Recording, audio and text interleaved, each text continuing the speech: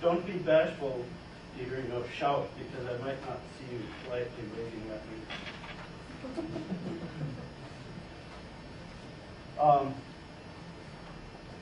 So I'm going to give a little motivation about why we do phase contrast, and apologize for half the audience that doesn't need to see the motivation, but I was thinking of the newer students. And then describe what various labs are doing, and kind of conclude with what we've been doing at Berkeley. So this is the review or the motivation part, that biomolecular specimens are weak phase objects, and this happened to be an example that Gordon Gartner, postdoc in the hematolysis lab, knocked out for me fairly recently. Recognized tobacco mosaic virus particles in two different areas of the same specimen, but one taken at about 1 micrometer defocus and the other at 7. And in the highly defocused image, you see all these little uniform-sized particles that we think are protein of molecular weight of about 250,000. And they're completely impossible to see at 1 micrometer defocus. So small particles do become visible through out-of-focus phase contrast, but the resolution is really badly corrupted. And the resolution would be pretty good if you were closer to focus, but then you can't see the particles. You're damned if you do, and damned if you don't. And that's what motivates us to want to try to develop in-focus phase contrast. Some of these things are being repeated often, over and over again, so I think if people weren't too familiar with them, they should leave this course with feeling a lot more comfortable about these ideas. I think it was Dieter also showed equivalent graphs of the wave aberration as a function of spatial frequency. The fairly shallow curve that starts to take off is at the so-called Chertzer defocus, and there's a broad range of defocus values over which the wave aberration is 90 degrees, and that gives rise to a contrast transfer function that has a broad range of spatial frequencies for which the contrast transfer is almost perfect. But at the low spatial frequencies that are needed in order to visualize the particles, the contrast transfer is really poor. In case some of the students haven't seen this before, the curve E is the wave aberration at so-called Gaussian focus, or in your expression for the wave aberration down here, 2 pi times CS, etc. That would be delta Z is equal to 0. So that's what spherical aberration will do for you. And if you had a CS corrector, then it'd be flat across there. And just in case you think that would be wonderful, I want to remind you that then your contrast transfer would be flat across the line 0 as well. So don't be tempted by that fact. This is about a quarter micrometer under focus, quarter micrometer over focus, about a micrometer under, a micrometer over, and the CTF curve showing that the higher the defocus, the more you start to get good phase contrast at lower and lower resolution, but at the expense of the high resolution being corrupted. And of course, it's worse than that, because the rapid oscillations generate an envelope. They tend to wash out the contrast. So rapid oscillations wash out the contrast, and the resulting resolution envelope is limited by chromatic aberration when one is close to focus. But if you're far from focus, then defocus takes over and limits the envelope function. For example, 100 kV, if you're 1,000 angstroms out of focus, this would be the envelope function. At 2 micrometers, the envelope cuts off much earlier. 300 kV, the 1,000 angstrom defocus envelope goes much better. But at 2 micrometers, it's almost indistinguishable with what it is at 100 kV. This is, of course, assuming all kinds of parameters, and I haven't told you what the values are. But if you really want to know, wait until February when the book comes out. And then I pinched this from a book that a bunch of us have been working on. All right, so the take-home lesson is that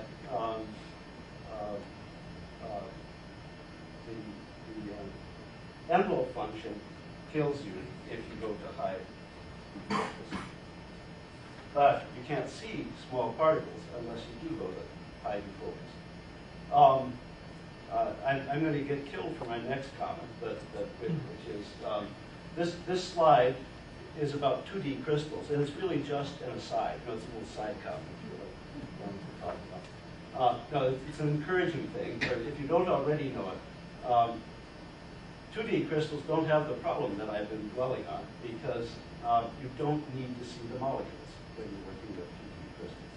So you can easily afford to work close to focus, and you don't have a serious problem. And so, for example, this is Mike Reff, Ken contributed to the book that a negatively stained 2D crystal of tubulin. I don't know whether you can see some lattice lines. They are actually visible, but that's because it's negatively stained. And so if this were unstained, I think you can believe you wouldn't see the lattice lines in the image. Have plenty of crystals where that's true anyway, but by optical traction you can tell that there's a crystal there. So the requirement, or not the requirement, the advantage or the desirability of in-focus phase contrast is going to be much less apparent for 2D crystals. Probably don't need it. Okay, back to what has been going on. A really major significant step forward was accomplished in the lab of Nagayama, and Danev is the guy who's done an awful lot of the work. And as we've already seen in the talk earlier today, that lab has used a continuous carbon film spread, supported on a normal objective aperture, into which a tiny hole has been drilled for the unscattered beam. If you haven't seen this paper before, when I learned about it a couple of years after it was published, I was really, really impressed with what was accomplished. So this is some negatively stained ferritin, and this is pretty much in-focus image, and you don't see any tone rings. It's that close to focus. The next image, similarly, is at about the same focus, but with the phase contrast aperture, as opposed to a rather highly defocused image that without the phase contrast aperture, you can see the tone rings crowded in at quite low resolution. And with good phase contrast, there's 2 to 3 times the contrast that there is with high defocus. And without the disadvantage that the high resolution information has been corrupted. So just to review, how was this accomplished? The quarter wave plate was a thin carbon film, approximately 300 angstroms thick, a micrometer thick, so that's the carbon film sitting on the objective aperture, spanning the whole of the objective aperture. And a micrometer-sized hole is drilled with focused ion beam, and the unscattered rays go through that hole, the scattered rays go through the carbon film, and are phase shifted by the inner potential of the carbon film. The downside is that sort of the physical limit, as opposed to the engineering downside, is that roughly 1/3 of these precious scattered electrons become scattered again. More often inelastically scattered than elastically scattered, but either one is an undesirable outcome. In spite of that, you saw in the previous slide, the extremely valuable and useful accomplishment that this device produces.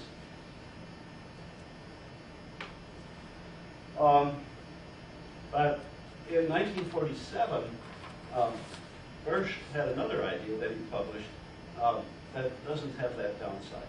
And the idea is to put a little electrostatic device on the optical axis in the center of the objective aperture. In reality, that device would have to be supported with some struts And the device is what's known in electron optics as an Einzel lens. It consists of 3 parallel electrodes with holes on the same axis. The outer electrode is grounded, the inner at some bias voltage, and then the outer one grounded again. And in this application, not in most applications, but in this one, the grounded electrode would have to wrap all the way around so that the scattered electrons would not see the bias voltage. So the unscattered electrons go through the hole and are either accelerated or decelerated. It doesn't really matter which. Either way, their wavelength is changed. And so the optical path through that physical path length is slightly different from the electrons that go on the outside and don't see the bias voltage. So this is my life's ambition. I'm being facetious again. My fantasy is to think of an idea that I could publish, and then it would be 60 years before somebody could actually implement that. So when this was published, I can't imagine what the reviewers said, because if there even were any, because it's an idea that could not conceivably be realized. There'd be no engineering way to do it. And microfabrication hadn't been invented and so forth. But now, microfabrication technology makes this idea worthwhile to consider. And if I don't make a point of emphasizing it, I'll make it now, that it still is premature to think of doing this. There are some really serious challenges that we have to overcome to make this a practical device. But it's time to start thinking about it. And I don't think it'll be 60 years before we'll actually have a good device. Rasmus Schrader, and initially working with Max Heider and working with another German group that do microfabrication, published a paper this last March describing an approximation to Hirsch's idea. The CAD drawing, computer-assisted design drawing, is a lot prettier than the real device, but it's still pretty good. And this gives you a concept of how the biased electrode is brought in with the grounded electrode surrounding everything and an insulator separating the 2 electrodes. So that has been tested quite successfully. It doesn't produce images of the kind that Nagayama can get with the carbon film, and perhaps I'll get around to explaining why that's so. We've submitted a paper which I think is going to be accepted. I'm in the middle of making some modifications that the referees asked for, but I think that's going to be okay. John Jin is an engineer at LBL who I talked to and said certain specifications that I wanted to have on such a device, and could he see a way to come up with a way of fabricating it. And he came back with a completely different idea from anything that I had been thinking of. That's easy to fabricate and has some advantages over the Hirsch idea. So this has been fabricated by a postdoc working for John at LBNL, and this is a 150 micrometer objective aperture hole, and sticking into it is the electrode geometry. The center bar is from a pad that we apply a bias voltage to, the outside is grounded. So the focused unscattered beam goes through the center hole, and the outer electrode is at ground potential to prevent the scattered electrons from seeing that bias voltage. And John also designed and put together a objective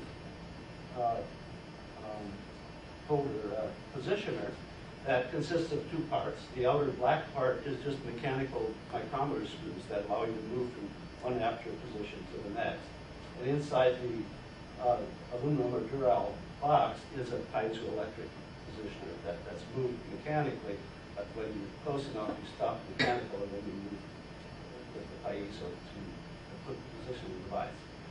One feature about this design is that if the unscattered beam wanders off the center and starts to hit that biased electrode, that produces secondary electrons, and you can measure the current that corresponds to the emission of those secondary electrons, and use that as an error signal to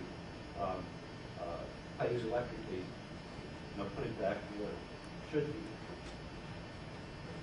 And we thought that was, for a practical device, some kind of error signal and feedback was going to be an important part of the whole engineering approach. I haven't really said yet that nearly all of these experiments were done by our chairman, and Ken has done some important things experimentally, has contributed a lot to the conceptual development of this project as well. So one experiment that Peter did is to look at the tone rings in an image of amorphous specimen. We actually used amorphous germanium that had been evaporated onto a thin carbon film. And the split screen shows the tone rings when the inner bias voltage is 0, meaning we aren't getting any phase contrast, and when it's about 11 millivolts. And the positions of maxima and minima in the tone rings are reversed, which means that there's been a 90-degree phase shift. The lower panel shows the signal that's produced, this more or less smooth but steeply falling curve, when one is in focus, and that means we've subtracted the noise from the power spectrum of the image. And I didn't want to show too many slides, so this is the more or less white spectrum that's corrupted by something, and I'll tell you what I think the problem is. And compared to it is the power spectrum or the tone rings obtained at 4 micrometers in focus. And the point of this slide is to show that the contrast that we get, this one was at, we didn't know that 11 millivolts was the right value. We took this data with 9 millivolts, so it should be a little bit higher. Good enough for government work, I would say, that the phase contrast that we're getting in an in-focus condition is about as much as we can expect to get based on the maximum opportunities.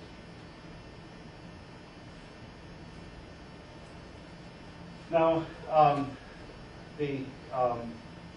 at this point, I'm going to start addressing the question of how much work do we have to do yet before there's going to be an instrument that might be used for realistic biological work. And it's a very nice simulation that Peter carried out recently, which I'm going to explain a little bit more. But the point of this, which I'll explain, is that we need to expand the size of the electron diffraction pattern so that the device does not cut out the low spatial frequencies. I didn't draw attention to the fact that I haven't plotted anything at a spatial frequency below 48 angstroms. And that's because in the dotted lines show the shadow in the tone pattern of the electrode device. And the first spatial frequency that goes outside of the microfabricated device, it corresponds to a resolution of 48 angstroms. So we need to make the diffraction pattern larger or make the device smaller, and we'll do a combination of them. How much smaller? That's what I'm saying. So what I'm going to ask you to do is picture that this micrograph is a perfect phase contrast image of a weak phase object. In fact, you recognize it's a negatively stained sample and it's amplitude contrast.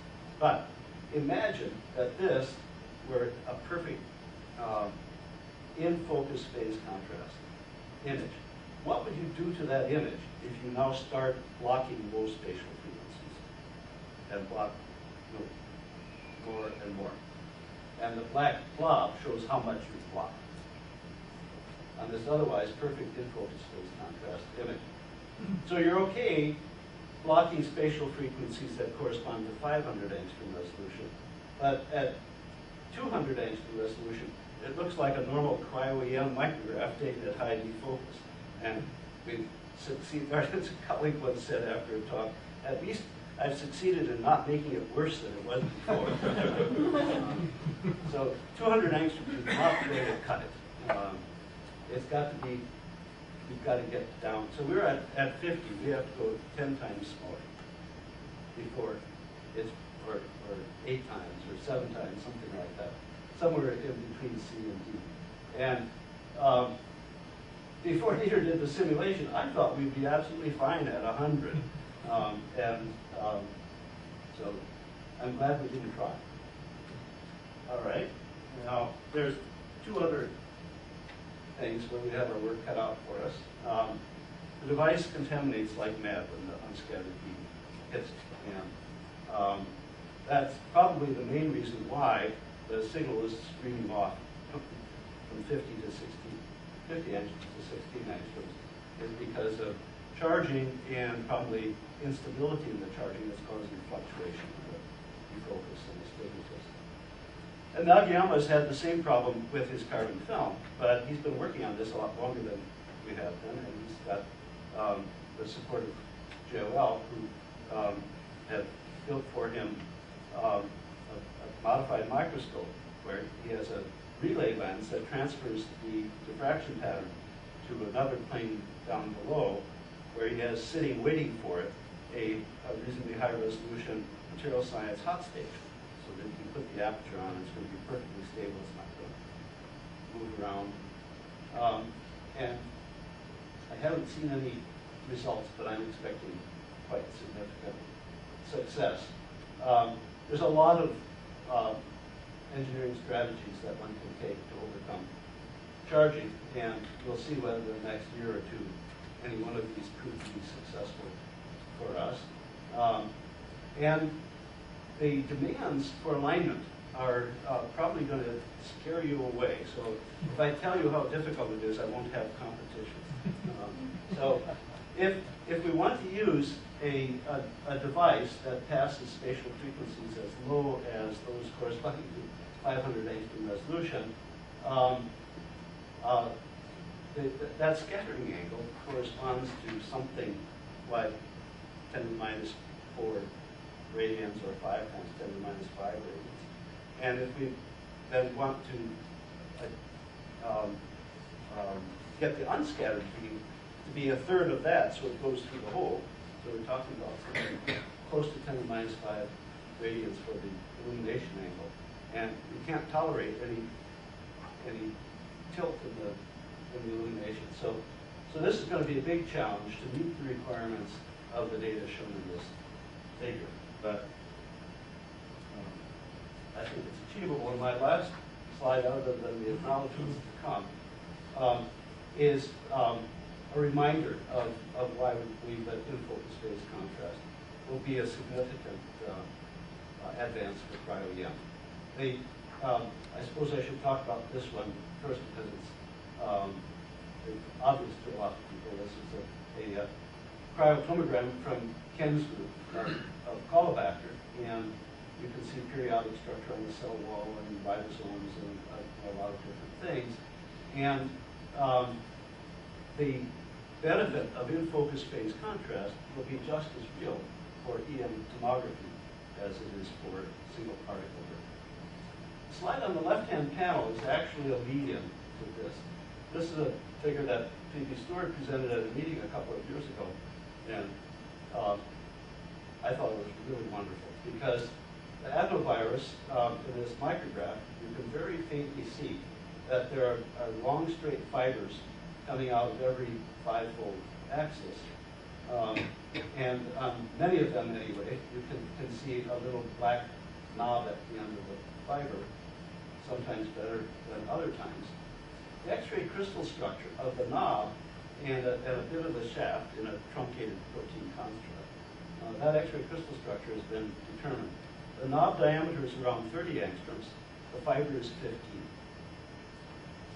And the dose fractionation theorem of tomography says that if you can see a feature in a single image that's a projection using the full electron dose, then you can take that electron dose and cut it into elements, 1/n, and take n pictures of evenly spaced tilt angles. In each of those pictures, you won't see a thing, because n is going to be a fairly large number. Nevertheless, when the data are merged, and you do a 3D reconstruction, you'll see in 3 dimensions the same thing that you see in the single projection micrograph. But now, you'll see it 3-dimensional. And so, I would wager that with the combination of the decelerator detector that should allow you to go 4 times lower dose, so you can get 4 times as many images and still align them. Probably even better than that. And in focus contrast, where these features are not delocalized by defocus, the information is not delocalized. And the contrast is 3 times higher to begin with. That doing something like this is going to be really sweet. In fact, you could probably forget about crystals altogether. All right, so the really important names, many of I mentioned already. John Jin is the engineer and was on his postdoc. Toby Dieter did nearly all the experiments. Ken has helped many times with the conceptual and occasionally when he can with the experimental. The work I've reported about what we did at Berkeley has been done with laboratory directors, research and development funds, some funds from the engineering division. We have a creator with Gatan, so Peter's work is supported by the genomics TTL program at LDNL, and we have bi-weekly discussions with the soft matter EM group at NCM, who are also very interested independently of us in phase contrast. Okay.